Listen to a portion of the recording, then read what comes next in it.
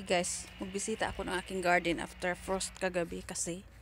So, ayan na yung itsura nila oh. So, ayan na po yung itsura ng aking talong after mag-frost kagabi. Ayan, parang nasunog yung kanilang bunga.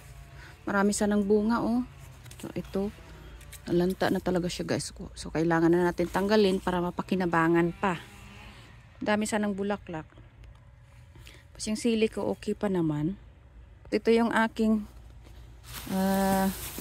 dito, kalamansi. Tinabunan ko lang sila kagabi pagdating ko galing trabaho. Yan, parang nagyelo na yung dahon. So ipapasok na natin yan siya sa garahe. Yung aking malunggay, lanta talaga siya guys. Kahit tinabunan ko siya oh. So, ito yung tinabon ko sa kanila kagabi. Plastic cover pala. Ayan, so hindi talaga yan siya magtatagal dito sa labas pag hayaan natin. So ganyan yung itsura.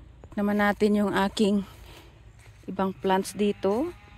So yung iba, kinuha ko na kasi. So, ito na lang yung natira, isang puno ng kamatis. Marami pa kasing bunga. So yung aking, ayan, kung wala na. Ayan, wala talaga. So ito yung ginger ko. Yung aking plad, okay pa naman siya. Na-harvest ko na yung nakaraan guys. So, tubo na lang yung natira dyan. So yung kalabasa natin, wala na talaga guys. As in, lanta na. Tapos na yung ating maliligayang araw na may mga vegetable. Yung kamote ko wala na rin oh. Lanta na talaga sila. So yung okra ko wala na rin. Yung aking tao, lanta na rin guys. Pero ang dami palang bunga nito. Hindi ko kasi nabisita. O ayan, tingnan yung naman yung bunga. Kita mo na talaga yung bunga ngayon kasi yung mga dahon na lanta. So kailangan na siya i-harvest. Pero wala akong time mag-harvest ngayon kasi pupunta na trabaho maya konti. Baka bukas i-harvest ko to. Oh, ayan, ang dami pala oh. Ang daming bunga.